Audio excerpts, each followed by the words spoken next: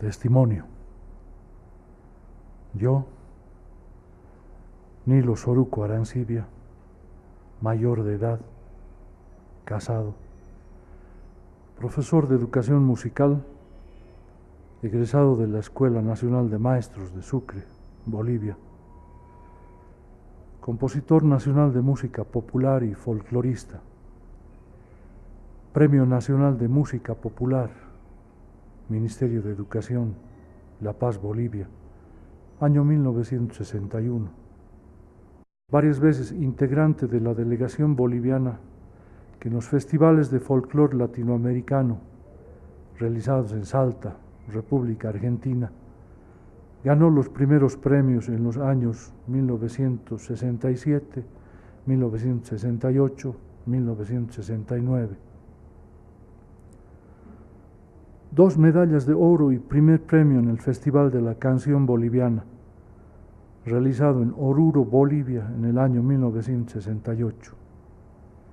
Primer premio y zampoña de plata en el concurso de composición nacional de música popular boliviana, convocado por la Universidad Técnica de Oruro, Bolivia, con las piezas La Noche de San Juan, Huayño, y la del Año Nuevo, Cueca, año 1969.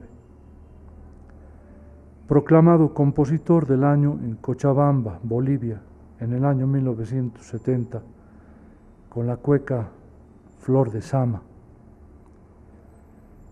Secretario ejecutivo de la Federación Nacional de Maestros Urbanos de Bolivia, militante y miembro del Comité Central del Partido Comunista de Bolivia. Declaro que el régimen político que por más de 5 años sojuzga, reprime y martiriza al pueblo boliviano es un régimen militar, reaccionario, de esencia fascista. Que el general Hugo Banzer Suárez, junto con la camarilla militar que lo acompaña, es el principal responsable de todo el martirologio que como nunca en su historia sufre el pueblo boliviano, representado en sus obreros, campesinos, universitarios, profesionales, maestros, estudiantes, hombres y mujeres que resisten y luchan abnegadamente en defensa de la patria contra el fascismo militarizado y sus principales sostenedores, el imperialismo norteamericano, la oligarquía brasileña y los sectores más reaccionarios de la empresa privada boliviana, cipaya y sometida. Es un régimen que urgentemente debe ser desenmascarado ante la opinión pública internacional como un medio coadyuvante a la lucha que sostiene silenciosa y casi anónimamente el pueblo boliviano. Este régimen viene cometiendo los más grandes crímenes contra toda la nación boliviana. Por ejemplo, en lo económico, ha hipotecado al país a los intereses del capital financiero y transnacional con una deuda externa que sobrepasa los 2.000 millones de dólares. Ha devaluado el peso boliviano a niveles francamente depauperantes, causando el más bajo poder adquisitivo de sueldos y salarios con sus respectivas consecuencias y secuelas de más atraso, mayor hambre y miseria, más enfermedades y una mayor intensificación de la explotación y saqueo imperialistas. En lo político, a sangre y fuego, ha cancelado la libertad y la democracia, conculcando los preceptos constitucionales de libre pensamiento, expresión y organización. Viene violando los más elementales derechos humanos con 5 años de represión, cárcel, tortura, exilio y muerte. En lo cultural, ha cancelado la autonomía universitaria, también a sangre y fuego, decretando una criminal política de lesa cultura nacional, abriendo las puertas a la penetración de culturas e ideologías alienantes, deformadoras, discriminativas y totalmente proimperialistas, violando el código de la educación boliviana ha dictado un decreto arbitrariamente denominado como Ley de la Educación, con el cual ha sometido el sistema educativo boliviano a los mecanismos neocolonizadores, retrógrados y de sumisión que el imperialismo norteamericano sostiene en el país. En lo que concierne a los métodos a los que recurre la dictadura para sostenerse en el poder, no contenta con la vigencia de la Ley de Seguridad del Estado, promulgada bajo el régimen de Barrientos Ortuño. En noviembre de 1974, el 9 de ese mes más concretamente, ha dictado un decreto también arbitrariamente denominado Ley de Servicio Civil Obligatorio, con el que pone bajo banderas a la ciudadanía, desde los 18 a los 60 años de edad, sin discriminación de sexo, so pena de cárcel o exilio, a quien se resista o se niegue a cumplir las órdenes del dictador Banzer Suárez.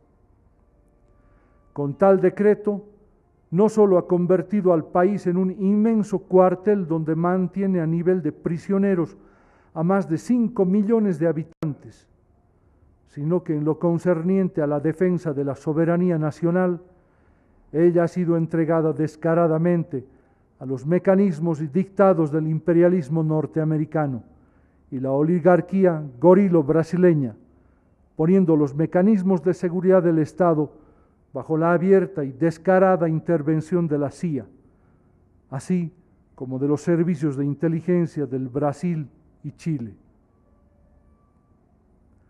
Actualmente Banzer y su camarilla militar fascista estaría a punto de consolidar una especie de burdo y brutal remedo del famoso modelo brasileño, que según el general Golbery de Couto e Silva, uno de sus principales ideólogos, consistiría en que ese nuevo Estado empiece creando la neutralización de los poderes que caracterizaban al Estado tradicional en Occidente, donde el legislativo desempeñará un papel decorativo, el judicial solo sirve para resolver casos sin importancia, y el ejecutivo queda colocado debajo de un órgano supremo de seguridad nacional, que acumula la totalidad del poder del Estado.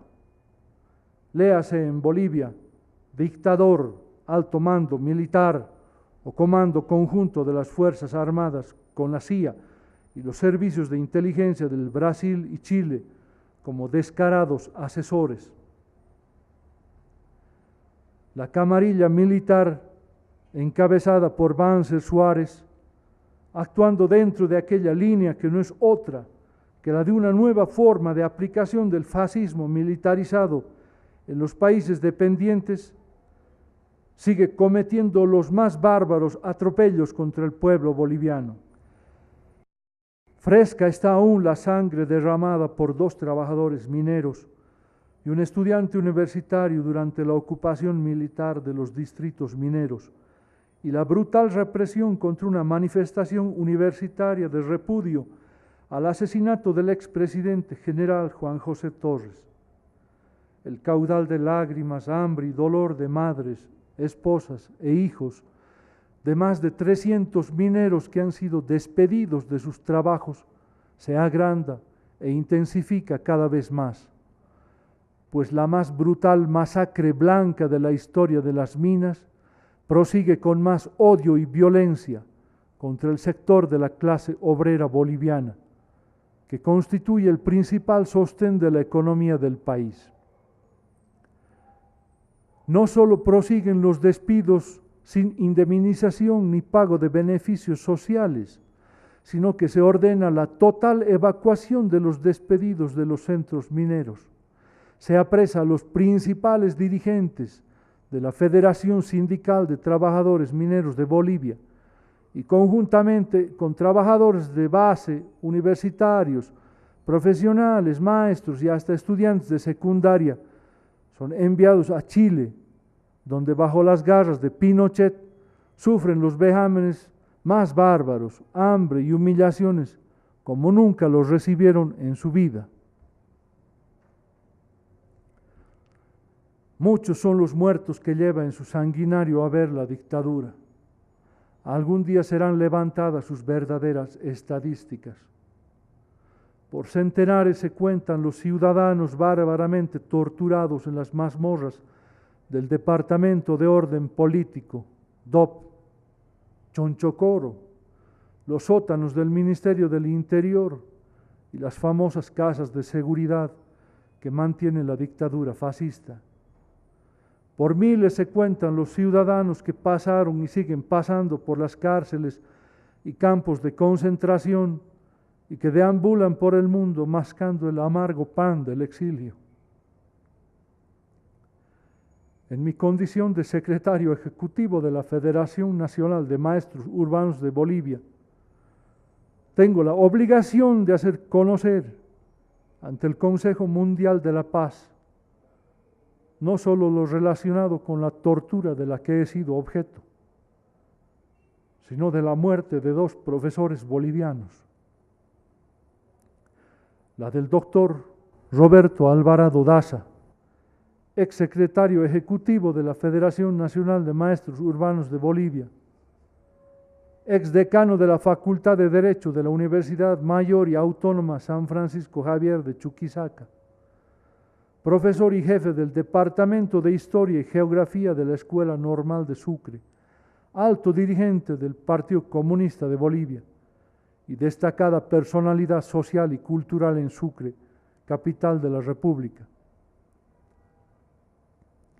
Este meritorio colega, que sufría una insuficiencia cardíaca avanzada y que no le permitía soportar una altura mayor a los 2.000 metros, fue apresado en Sucre y de allí, pese a la oposición médica de ese distrito, fue conducido en un camión de carga a la ciudad de La Paz, que está a una altura media de 3.500 metros sobre el nivel del mar. Allí fue condenado a un proceso de lenta y prolongada agonía, no solo en las posilgas del DOP, que está en la ciudad, sino en un cuartel militar en Biacha que se encuentra en el Alto de La Paz, a más de 4.500 metros. El profesor Alvarado Daza comenzó a mostrar los síntomas de una muerte segura. Se lo llevó entonces al Hospital General de La Paz, pero no se lo mantuvo mucho tiempo en él. Apenas se lo vio recuperarse de nuevo, se lo mandó a la cárcel, esta vez a Chonchocoro, a Achocalla y por último de nuevo a Biacha, donde falleció en la madrugada del día 30 de mayo de 1972, ante la impotente desesperación de sus compañeros de celda, que a gritos pedían atención médica para el compañero que se extinguía ante sus ojos. No le fue prestada ninguna atención, ni siquiera se le abrió la puerta del calabozo. Al contrario, los guardias amenazaron con meter bala si no se callaban los presos que pedían auxilio por el compañero Roberto Alvarado Daza. Estaba de ministro del Interior el coronel Mario Adet Zamora. Otro profesor que murió bajo la dictadura fue el colega Óscar G. Paz, quien cayó preso dentro de la Universidad de Santa Cruz, donde estudiaba, y conjuntamente con una centena de universitarios cruceños fue ametrallado el 21 de agosto de 1971, cuando se producía el golpe más sangriento que se dio en la historia de Bolivia.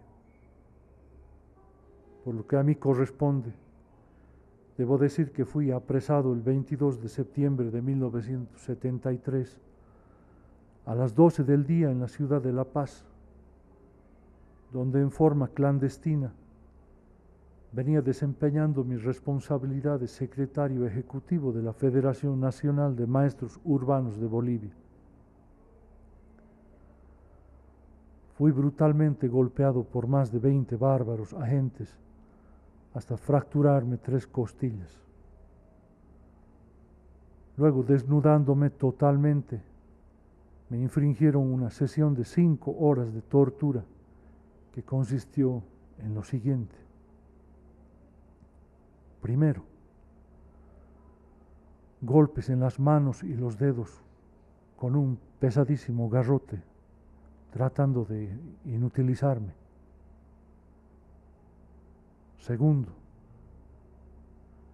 amarrado y amordazado me tendieron en el piso y allí dos agentes armados con dos gruesas láminas de acero a modo de látigo.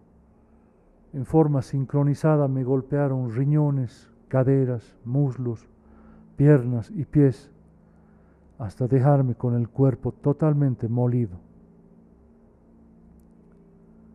Tercero, me volvieron a poner de pie para darme furiosos golpes de karate en la cara y los oídos, hasta dejarme con uno de ellos, el izquierdo, afectado, y luego golpearme el estómago a la altura del hígado y los intestinos, con la clara intención de eliminarme, o por lo menos dejarme inutilizado de por vida. Cuarto, a eso de las 11 de la noche de ese mismo día, me hicieron comparecer ante el famoso por su crueldad y sadismo, el coronel Rafael Loaiza, jefe de inteligencia del Ministerio del Interior, quien con odio indisimulado al tiempo que me hacía golpear con el jefe del DOP nuevamente las costillas ya fracturadas, me gritó: «Usted no ha hablado nada, su carajo. Usted ha jodido toda la vida, pero ahora ha terminado su trayectoria. Aquí se va a podrir y no saldrá con vidas mientras yo esté aquí. Llévenlo al 05.